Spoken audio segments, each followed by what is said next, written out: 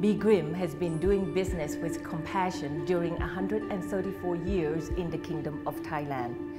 Over the compassionate year in our society, Be Grim was appointed as the official pharmacist to King Rama V's family.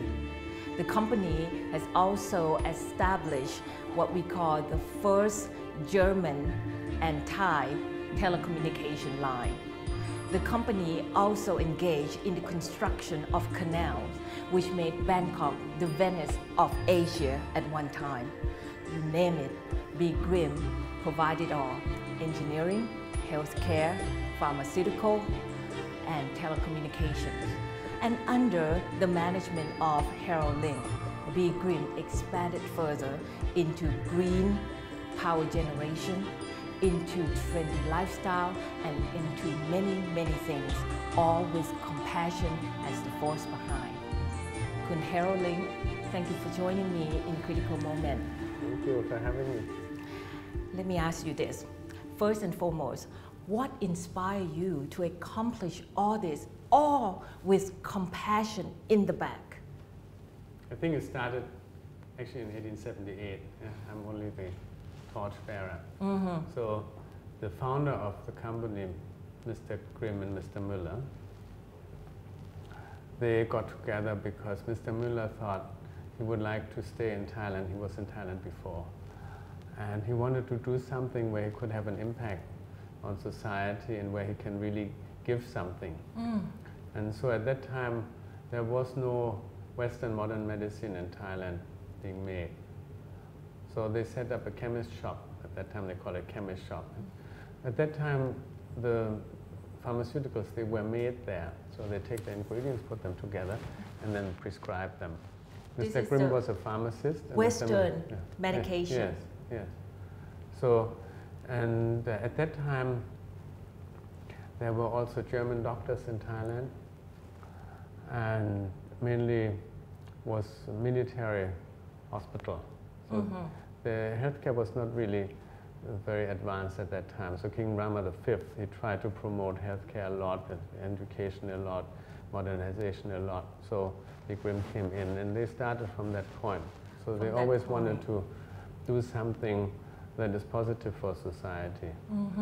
Because then a lot of people fall and die unnecessary because we don't have the effective medication. Yes. And Be Grim has brought in the Western pharmaceutical industry into Thailand, making it readily for, not just for the royal family, but for the society at large, I suppose. Yes, for everybody.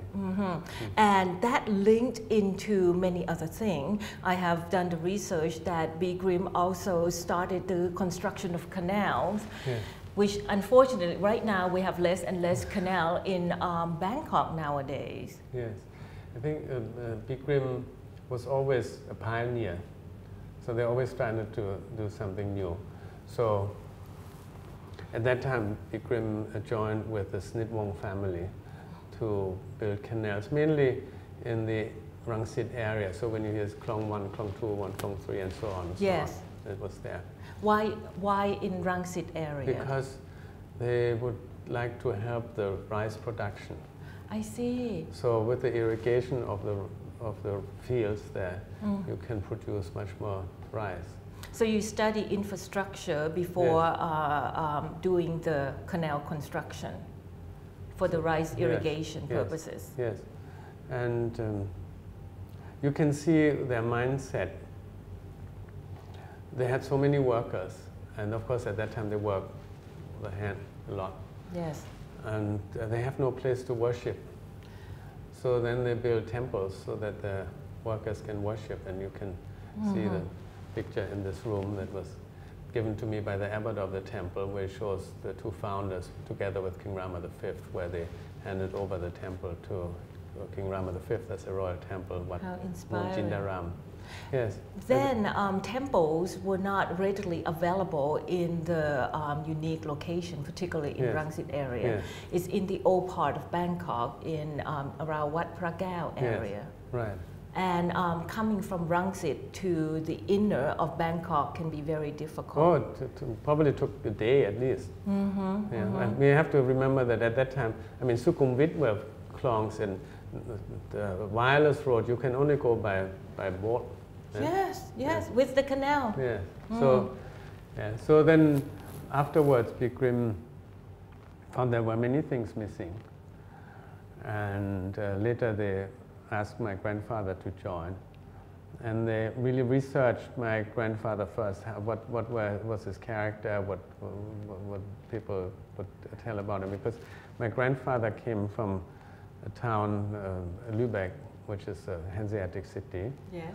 And Mr. Grimm came from Hamburg, which is close by. Later on we moved to Hamburg. So they knew the character of my grandfather, and finally they handed over the company to him.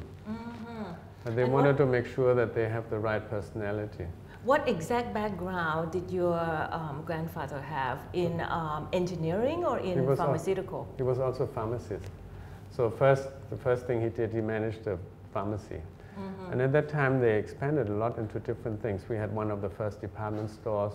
We supplied talking about temples, the tiles for the Emerald Buddha temple. We supplied the armed forces with a lot of, we still have the dress swords. Yes. We supplied to them. We supplied a lot of pharmaceutical products. We had, nowadays you have European American companies own the brands and they produce in Asia. With us it was the opposite. We had the brand of Bikrim and we ordered products from Europe. So we even have watches that were branded Bikrim.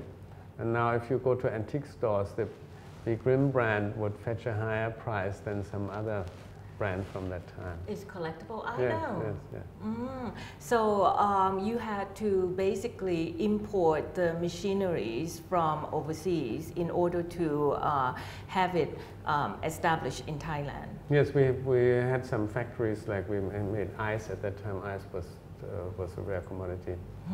And then we also became a contractor. So we built, I think still in existing, we built very many decades ago, we built a paper factory here. We built a gas mask factory here. So Bikrim had so many different businesses, even fine jewelry. So only since we were Germans. And fashion. And fashion, yes. Yes. So since we were Germans in 1917, when Thailand declared war on Germany, then all the Germans were sent to India. What happened to the company? And all German companies were expropriated. So from being very wealthy, and then there was a letter from 1914 my grandfather sent home. At that time he owned the company by himself. And he said, oh, business is so good, he hopes it will go on for many years. So after 3 years later, he owned nothing anymore. It was complete. Dear. The only good thing he could do is, since he had this jewelry company, he put precious stones into the toothpaste. And when they were imprisoned by the English in India, he could use these precious stones to gain some favors with the wardens, that they would treat all the prisoners better. He hid the precious stone in the toothpaste. Yeah. Wow, how intelligent he was. And he used the gemstone to get himself around and establish again. No. At that time they kept all the Germans until 1920. So just to survive there in the camps. Right. They used that. And then when he came back to Germany, then they were allowed to re-establish later. We have some letters he wrote to the court and saying all the companies they used to own. That's why we know. Very historical and very tangible, because the history dictates the direction of the company. The Bikrim company has been confiscated not just once, but every time there's a war, Bikrim was confiscated. Is that right? Yes. And Bikrim picked up and continued, all with the passion as the force behind. With the next section, we're going to talk about how they made it possible.